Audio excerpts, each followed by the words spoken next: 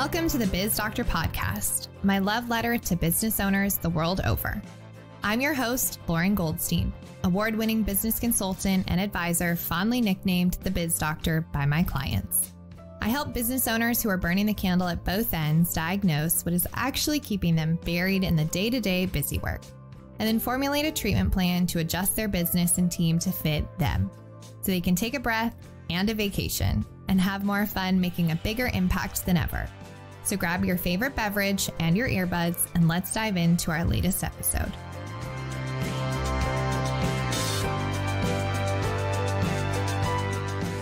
Did you know that over 80% of business owners don't have a plan for when they exit their business, and 98% don't even know the value of their business? But here's the real kicker though. Everybody, yes, that means even you listening, exits their business at some point. It just may not be on your terms. Some exit on purpose and some exit because of the 5 Ds: death, disability, divorce, distress, or disagreement.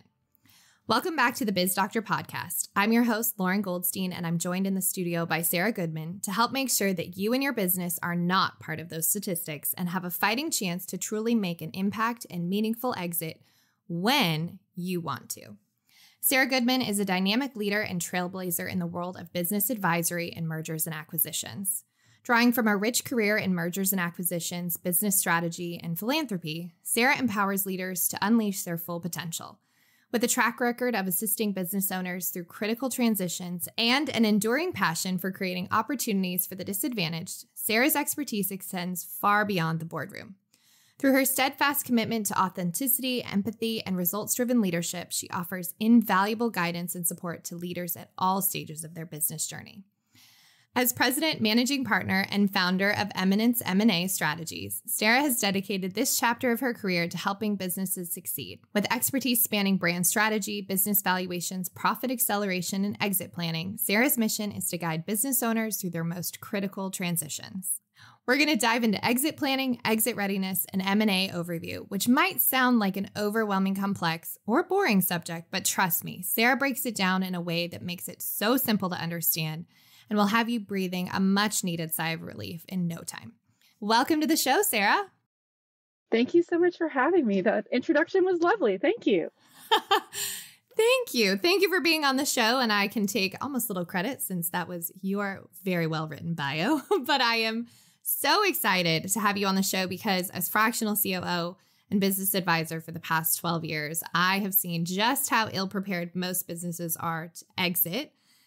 Heck, even, when I come into most businesses to help them tune up their team and their operations so they can actually step away, yet this part is so often put off to the last minute, which is why I know today's episode is going to be a goldmine of information to help our listeners shift their thinking about their business and exit plans. So to kick us off, why don't you share a little bit more about your path and how it led to you starting the work you do now? Well, I actually got my start in M&A because I was at the deal table. My husband and I had an M&A transaction that we went through, and I also was in the process of, I was pursuing what is ETA, or entrepreneurship through acquisition. Maybe also called a searcher, mid-career professional, really wanted to take on, wanted to explore entrepreneurship, but didn't want all the risk of a startup. However, my experience with the industry was very overwhelming. Even as a pretty savvy, business person, I'd been involved in kind of some big M&A in my agency life, big Fortune 100 company transactions.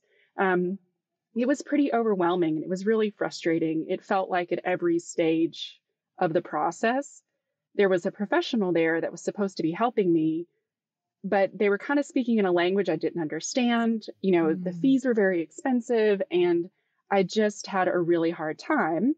And what was also interesting to me was that the sellers on the other side of the table seemed really frustrated too. So it became pretty clear to me, this is an area where there is an opportunity for improvement and a different type of player. And that's how I kind of got started, just knowing it could be done better. I was confident. It honestly couldn't get much worse. So maybe a little bit of arrogance. I was like, I think I could do this better. Yes. I love that story because I think you and I talked about at one point during our many different conversations about how so much of exiting a business and all the education out there is for people who handle the transaction, like the wealth advisors, the attorneys, etc. And there's so little about like what does it mean to a business owner and how to do it well and proactively so that you're not doing it because you're scrambling due to one of the 5 Ds that I mentioned before. And that's exactly it. A lot of people start the process because there is some, trigger. And it's really interesting. I'm handling it right now. Just before this call was kind of coaching a seller through the complexities of due diligence because they received they're at this stage. And Mhm. so they really weren't prepared. And you can be really great at your business, but it can really catch people off guard. I mean, the other kind of big piece, I think, is as you kind of said, a lot of the information that's out there is for the advisor, is for the wealth manager, or there are people who go to law school for years, and study Mhm. these types of transactions. And even if they're trying to help you, it's an entire vocabulary. And a lot of what is out there, or a lot of what people have in their mind when they think about an exit, is that kind of really big M&A, 100, $200 million Mhm. transactions. When you see like a big pharma company buy another big pharma company, if you're running kind of a light manufacturing operation with, $5 million in revenue, I call them my blue collar millionaires. They've got a great business and they care about their team and they care about their clients and they Mhm. care about their families. They're really passionate people. Business is hard. And so it can be so overwhelming because so much of it is like, oh, leveraged buyout and rollover. And there's this whole thing. And you see people just kind of gloss over. It's like, I just want to make latches for cabinets, and take care of my family, you know? So I think that is a big part of it is that it's the information out there is in a completely different language. For a Mhm. lot of these folks, it might as well be in French, um, or another language they don't speak. Mhm. And I think this is a point that it actually kind of took me a while to really absorb. An exit plan and a strategy, and I'm sure you go through this with the coaching that you do with clients, it's a process, it's a Mhm. journey. It is like maintaining a car or a home or, some other asset of significance. It's something that needs continual improvement and continual engagement. I think some people think about it like filing a tax return, right? That okay, it's this one time a year. I need to check this box. I've got to get all this stuff together. And if I just sit down for an afternoon on a Saturday, I can bang it out, get it to my CPA, my attorney, my wealth manager. They'll take care of it. Mhm. And while I'd love it if people even just did it, once a year, kind of the tax return analogy, a lot of people that can just be kind of overwhelming. And so they just don't do it at all. It's either paralysis by the overwhelm of kind of all the different pieces. And, we also have to think about the emotional Mhm. journey that, this is a loss of identity. Mhm. It can be a really big change to what the core of what people think they are. It can Mhm. also be sort of a reckoning if this is happening, towards the end of your career and in the advance of retirement. People kind of have um, they feel like this is kind of starting to get into the twilight of their life rather than kind of the best years of their life to Mhm. enjoy the fruits of those labors. So there's this cocktail of emotions, a complex language. It's really convoluted. And every time you turn around, there's someone kind of with their hand out of like, I want this percentage and I'm charging this per hour. And so you completely understand why people don't do it. Mhm. But truly, even at, the $2 million mark, the $5 million mark, these guys are truly leaving millions of dollars on the table because they don't have a plan. Or Mhm. even worse, becoming part of a really disheartening statistic that, it's estimated somewhere between 70 and 80% of businesses that would like to be sold or would like to have an exit are unsuccessful.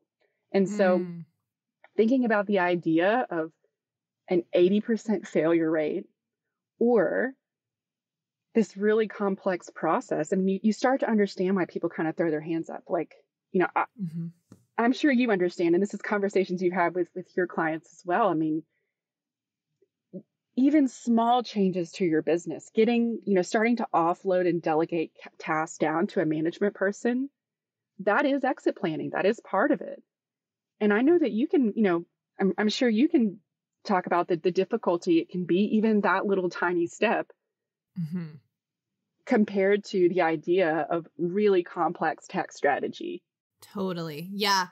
I'm thinking about a client I had several years ago who, it was a great manufacturing business. He was a craftsman and, did a lot of great work. But at the end of the day, it wasn't a legacy business because he had built the entire business around him.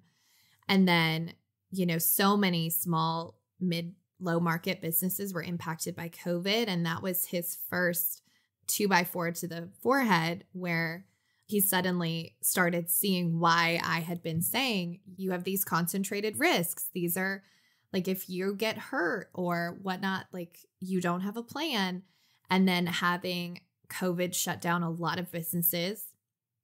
And then now I've, caught up with him a little while ago and he's got some health problems. And so it just goes to show that even if you, let's say, have a $500,000 business, like you don't even have to have $1 million business. But if you're not thinking about what would happen tomorrow if you were unable to work in your business, then this might trigger some of you. I feel like you have a job and not a business, because a business will be able to run without you, whereas a job, like you're the one that's churning that machine. Spot on. And it's not to say that you can't have a transaction if you're the person, or you can't have an exit if you're really the core of the business.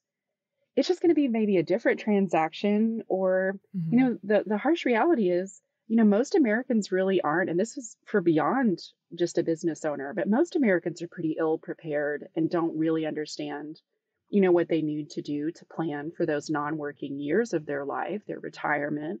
A lot of people think about, someday I'll have enough money to travel and play golf or, do these things. But I think people really underestimate the amount they need, the tax implications of dollars they maybe have saved. And so you layer onto this idea that you're really the central component of the business, your exit's going to look a lot different. So if you are the central, lots of really great businesses, especially at the lower market range, businesses under $10, $15 million, a lot of those are built, or those early, younger, smaller, comparatively, when we're talking about $200, $500 million companies, they're built around an owner. The culture of the business is leadership down. It may be their passion that really got the business over that kind of first, profitability hump. And so it's really hard because it's kind of a double-edged sword, building your business and starting from that lower stage. It is so dependent on that founder, that leadership ethos. But then someone like me and you, we come around and say, that's just a job. You really don't have a business that's transferable. So what I explain to people, there is no bad exit. In my mind, if you've got an exit plan, your exit may just look different. If you're really the operator, the core person in that business, there's still potentially an opportunity for you to have a sale and to monetize it. Your transition period might just look a lot longer, and the price that you obtain may not meet your goals. So it's about balancing what your goals and objectives are. If your goal is a top of market exit and a 30-day transition period, and then you're, on to your second life learning how to sail the San Juans, okay, that's great. That's probably not going to happen if, the business starts and stops with you at every moment. Yeah. But if you're willing to, start working on the process when you've got maybe 20% gas in the tank, and you're willing to take on a buyer and continue working with them for 2 to 3 years and probably have some of those structures where a portion of the proceeds are paid out over time with performance, okay, then that's a possibility. But it's about understanding what you need from an exit, what your objectives are, what the market and your potential buyer group will bear, and the ability for the third one is the really unpredictable piece about where we may be in an economic or capital environment. You might have a very willing buyer and a very willing seller, but money makes the world go round, unfortunately, fortunately, unfortunately. And that's another thing that can really impact timing. So it's complicated, to be sure. It is. I think the reason I love exit planning, and, you know, I did a post about this not that long ago of like, what would our businesses look like if we started with the end in mind and we really thought about the exit first? And I think what I appreciate the most about when you ask these questions, you know, one of my favorite questions of, would you buy your business in the current state? I think it's a great question. But I also, when you think about exit planning, I think it stops the pain of this awareness that I've seen several business owners through the years, where they wake up one day and they realize that they put in their blood, sweat, and tears into building their business, and now they feel like it wasn't worth it. Like they sacrificed all of this and now they have, you know, quote unquote, nothing to show for it. Like they have a business, but then what? And so that's why I think exit planning is something that should be talked about regularly. It is a living, breathing thing, but I just don't think people really understand that it can be more simple than maybe it's made out to be. So tell me a little bit more about how you define exit planning, because as we've talked about, every business owner will exit, but few actually have an exit plan. So are there, you know, a few key components that you would say if you do nothing else except these three things, then you're, you know, ahead of 90% of other businesses? Absolutely. Great question. So one of the big pieces is to have an exit plan. And even if that exit plan does have to change, most people think about that as a mid to end of the life cycle of their ownership of the business. You should run the business every day as though you are going to sell it. And there may be days, weeks where that feels pretty far away from reality, but I'm a big mindset person. And if I try to think about, I think you actually made this point, I'm going to steal some of your words, Lauren, that if I think about my business like an asset that is separate from me, if I think about it as this tangible thing that I have that I'm protecting and building, and that just like a car or house, the right buyer comes along and offers me the right price for my prized Toyota Land Cruiser, I'm selling it, you know? Like, Yep. So it's not about the exit, it's the strategy. So that's my first point is you have to have a strategy and from day one and to treat the business like it's for sale. The other piece I can say is maybe complicated tax structuring or entity structuring is kind of out of reach or it just doesn't interest you. Take good care of your books. Keep your financials clean where if a third party was to come in and to look at your books, they could understand at least high level what's going on with the financials of your business.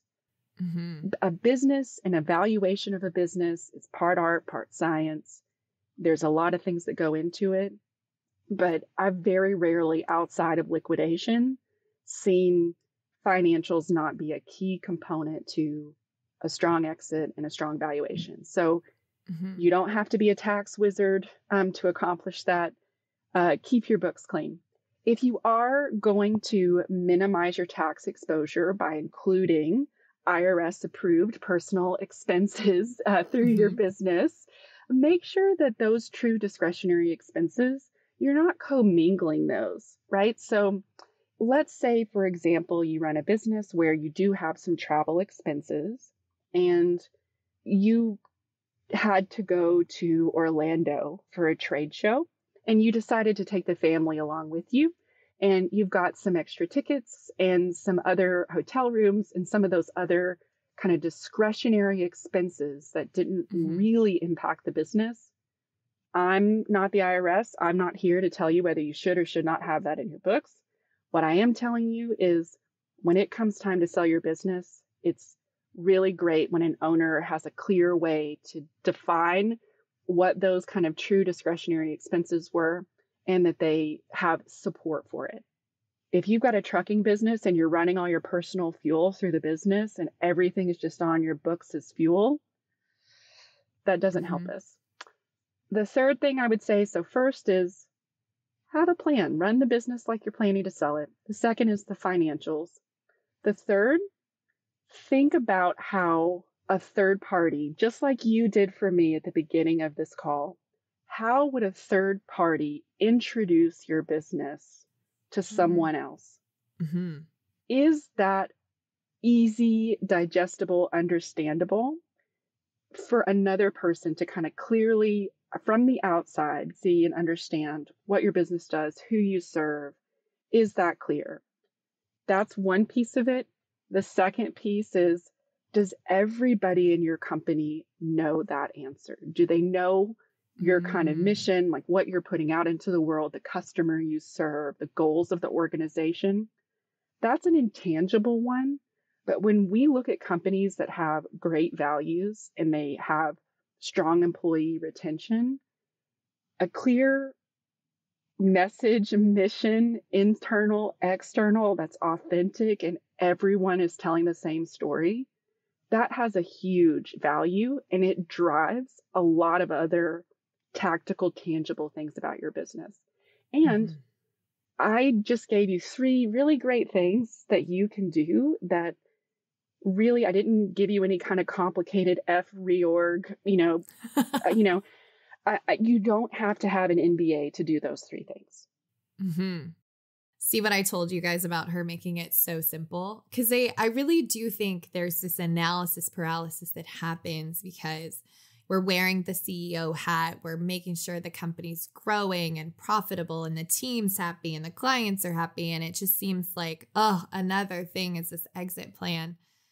I'm going to add a 4th thing that I see a lot with my clients, which you touched on in the beginning, which is the mindset. So one of the biggest hurdles I get to help my clients with is this crisis of who am I without my business? Like when I'm transitioning a business owner from being in the weeds and the trenches, and then all of a sudden they're having this existential crisis of if I'm not doing all the things, then what's my value? The same is true for exiting because you really want to be clear about why you're exiting, what your life is going to look like, what you're going to do outside your business, which I think is a good segue into like, how do you ready yourself and your business for the exit? Oh man, that's a great question. I think a lot of it is a lot of what you just kind of talked about, a mindset, doing some reflection. And listen, I look back at the past 25 or 30 years, and I am not here to bark at anyone's tires. If you have a business that is thriving and successful, and you've made it through, the economic downturn of 2007, 9/11, major economic shifts, a global pandemic, interest rates up, they're down, all of these things that your business has made it through, I applaud you. But I also think that owners carry so much, and starting to really consider, that you typically don't have to bear that yourself, and surrounding yourself with the right resources, build by partner. You can use that verbiage to apply in so many different ways. But if you feel like that's an area that you're struggling, get an executive presence coach that's going to help you develop that sense of identity.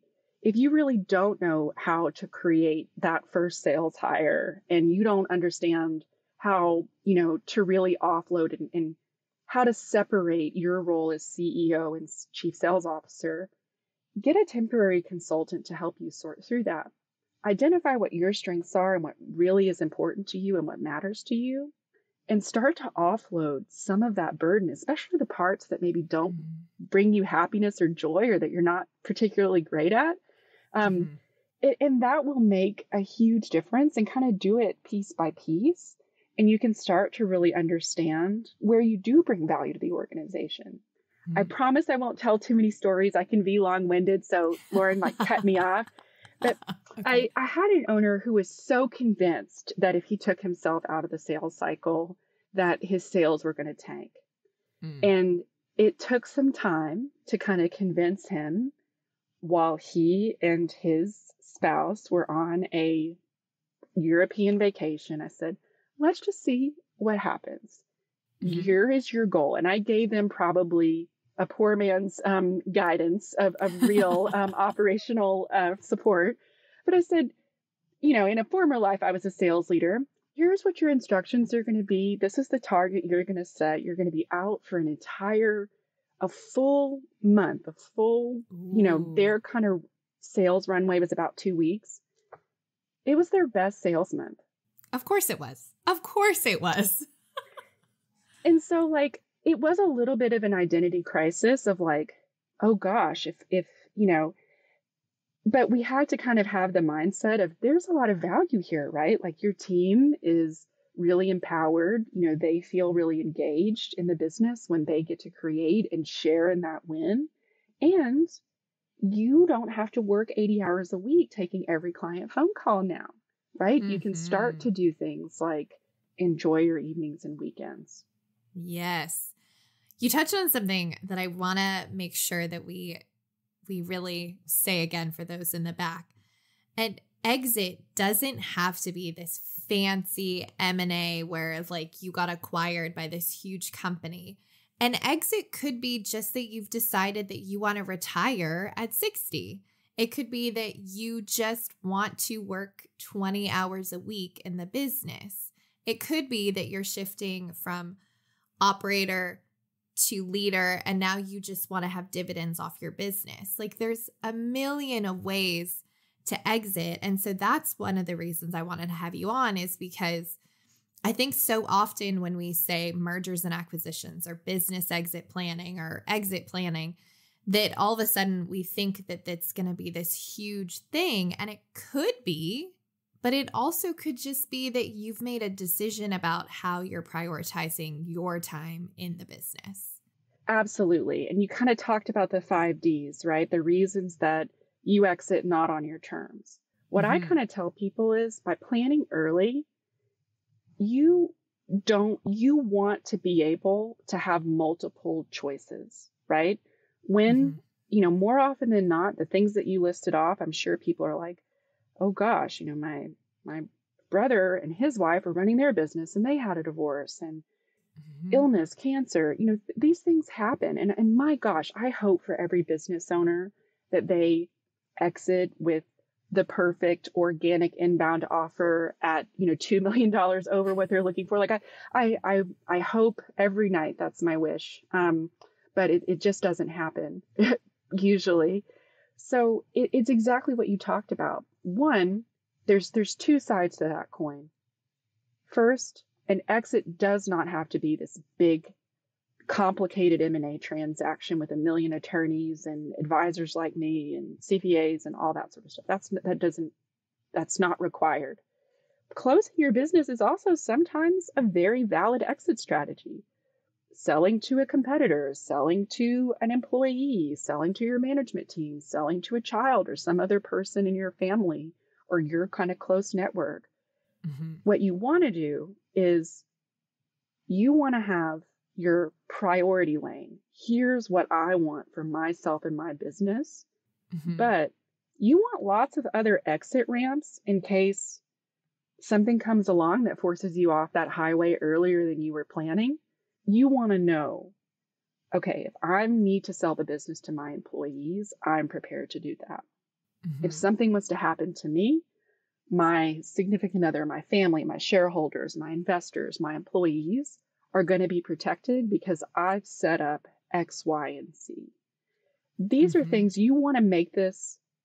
You don't want your hand to be forced to your only option being a sale or a liquidation, or you want to be able to choose your own adventure.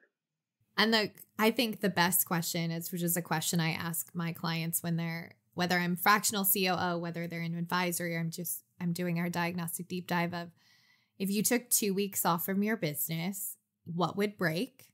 It's a great question. Also, I also like to say the caveat of, you're on a remote island, nobody can get a hold of you. Like, what's going on? Because I think so often, to your point about the client that went to Europe for a month, we're so in it that we're duct taping things together. And so we're not seeing what will actually break, or where we're not able to step out of it, because exiting at in some level is you not touching all the aspects of the business. And so if you're sitting here and you're listening and you're like, I don't even know where to start, the first place I would start is asking yourself, if tomorrow you went to Bali and you had no internet access, no nothing, what would break in the business? Where would the team get stuck? Where would revenue stop? Where would operations have friction points? And start there with the things that are going to enable you to have that well-oiled machine that starts to run without you having to always have your foot on the gas.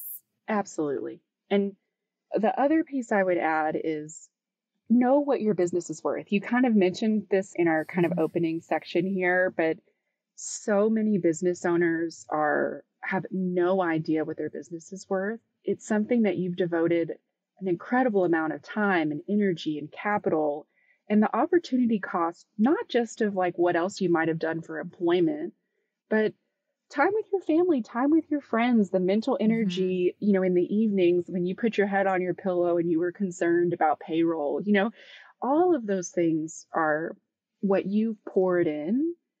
Understand what your business is worth. And I frequently attribute this quote to Michael Dell, and I really need to look it up, but we can't improve what we don't measure. And so if in your mind, you're like, oh, my CPA told me my business is worth $10 million because I have $1 million in revenue and I'm expecting a 10x multiple. Oh boy, that's really not how it works most of the time. And so if you're kind of coasting along saying, I don't need to worry about my retirement, I don't need to worry about these things, I think my business is worth $10 million. You need to know. You need to know for a wide range of reasons. It doesn't hurt you to know. Should you go out and spend $50,000 a year on a certified valuation that takes up 4 weeks of your life? No, but talk to a professional. Most M&A folks will give you a valuation. It'll be their opinion, right? There are valuation providers out there that are cost effective. I do have a lot of beef, and I'm sure people will come for me, but I don't like the automated valuation tools online. Those are grossly inaccurate. But get a valuation on your business. Understand that asset that you're pouring so much of yourself in, is it worth what you think it's worth? And a lot of times, that valuation is not only going to tell you what your business is worth, it's really going to highlight areas where, without big major changes to what you consider the secret sauce, what's really core, your sacred pieces of the business, who cares who your telephone service provider is? If we can cut that cost in half and we assume even a pretty basic multiple, that can make a very real difference in the valuation. So that's my other small advice. You don't need to do it every year, but from time to time, get a legitimate business valuation. Oh, I love that. Do you guys see why I just had to have her on the show? She makes it so simple. And also the business valuation, you can kind of use it as a benchmark. If you do it every few years in a cost-effective way, you can actually see just how far you're moving the needle, which I think is great. So now I'm sure y'all are asking yourself, how do I connect with Sarah? So before I get to my last 2 questions, and trust me, you're going to want to stick around to hear her answers to these, why don't you share with our listeners how they can further connect with you and if you have any resources for them? Absolutely. Our URL, our website is eminencestrategies.com. Unfortunately, my name is very boring in common. But you can also, I'm on LinkedIn. I'm pretty active on LinkedIn. I will speak with just about anyone. If you're a business owner and you want kind of a no pressure chat about what your business will be worth. Look, you can't take it to the IRS or to the bank, but I'll give you my opinion. You get what you pay for. I won't charge you, but I'd love to. I've got a couple of handouts. One of my favorite ones to share is kind of 10 key value drivers of a business. Pick one of those a year to work on, and you'll be light years ahead of people. But yeah, imminentstrategies.com. You can find me on LinkedIn. We'd be happy to help. Perfect. We're going to link those in the show notes. But now I have a third question. What's one key revenue lever from these 10 that you would suggest somebody work on over, let's say, the next 6 to 8 months to 12 months? So one I really like to look at is, especially for a business that's been in operation for a few years, what got you here won't get you there. If you aren't kind of looking at those non-essential expense items, your workers' comp insurance, like workers' comp insurance is a kind of core area that over time can kind of ramp up. Those kind of costs that are operational kind of overhead, evaluate those, do a little RFP. And if you don't have the energy to do it, there are firms out there. I'm not going to name anybody by name because I'll miss somebody, that they'll take on that burden for you. That doesn't require you to drive new revenue. That doesn't require you to make massive changes to your business, like workers' comp insurance is workers' comp insurance. Some of these commoditized items, if your operating profits are 15% of your business and you can save, let's say 5% on those costs, it's like growing your business. It gives you the net effect of growing your sales without having to spend another dime on marketing, et cetera, et cetera. So that's kind of my favorite one. And when I kind of explain to people kind of how it works from a valuation perspective, they get really energized about cutting those costs. So. Yes, I love that. I love getting rid of what I call those things business bloat. Yes. So I love that. Okay, so I know we've covered a lot, but are there any last nuggets or pieces of advice that you want to make sure to share with our listeners as we wrap up before I ask my very last question? Get a regular business valuation. It's about the plan. It's not about the exit. Have the mindset of this being a continual journey, not a point in time to-do list item. I love that. I love that so much. It's a living, breathing thing. Your business is a living, breathing thing. Okay, such a great nugget. Last question that I ask all of my guests, which I cannot wait for since you are such a prolific learner. What is a book that you think every entrepreneur or business owner should read and why? So I've been answering Mindset by Carol Dweck because I think it's so critical and I read it every year. You like the way I'm getting two in here, Lauren? I was also recently recommended The Go-Giver. And I love that book. It is fiction. I think there's a person it's based on, but it has really changed the way that I think about how I show up in the world for the people that I work with. And if you haven't given it a read, it's really quick. I strongly recommend giving it a read if you've already read Mindset, of course. I love that you recommended that one. It was actually one of my first business books that I read. It's by Bob Burg, if you've not heard of it. But it's a fable, so it's a very fast, fun, entertaining read that delivers a really powerful lesson in business, sales, leadership, etc. So I like that. I'm going to pick up Mindset. It will be added to my Amazon cart directly. And of course, we will link both books in the show notes. But Sarah, it was such an honor to have you on the show and talk about this. I really appreciate you coming on and sharing your expertise. Is there before we close out, any last things? Gratitude. Lauren, thank you so much for what you do for business owners. Thank you for your generosity and your office hours and having me on this podcast. It is, here's my Harry Potter line. It's a trait people fail to value appropriately, but I really am thankful for your generosity and very grateful. You're so sweet. Well, thank you. It has been a lot of fun, and I know that anyone who listens to this episode is going to be worlds ahead of their other business owners that are in their sphere. So thank you for everything. I appreciate you being on the show, and we will have to have you back to dive into this on a later episode. All right, everyone, that's it for this week's episode. Thank you so much for listening in. If anything we shared sparked something in you, we'd love for you to rate and review our show and share this episode with your friends or other business owners. I'd also so enjoy hearing from you, so let's connect. Tag or DM me on Instagram at It's Lauren Goldstein or LinkedIn or wherever you hang out on the interwebs. Lastly, don't forget to subscribe so you're the first to get notified when our next episode is live and ready for your ears. Thanks so much for listening. Until next time.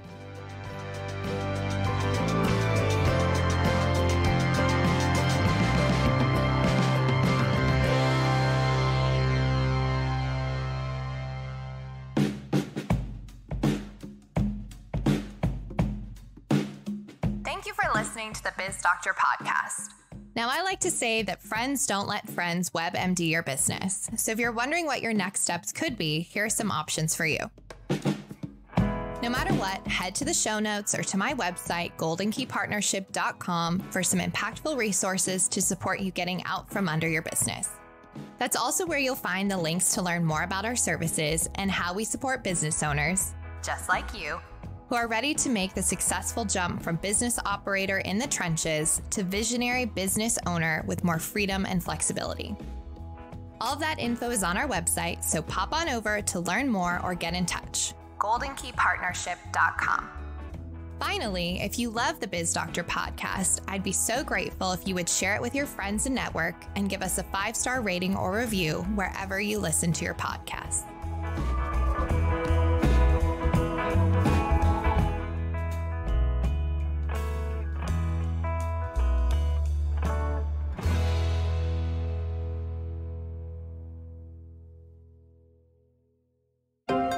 This is Story Studio Network.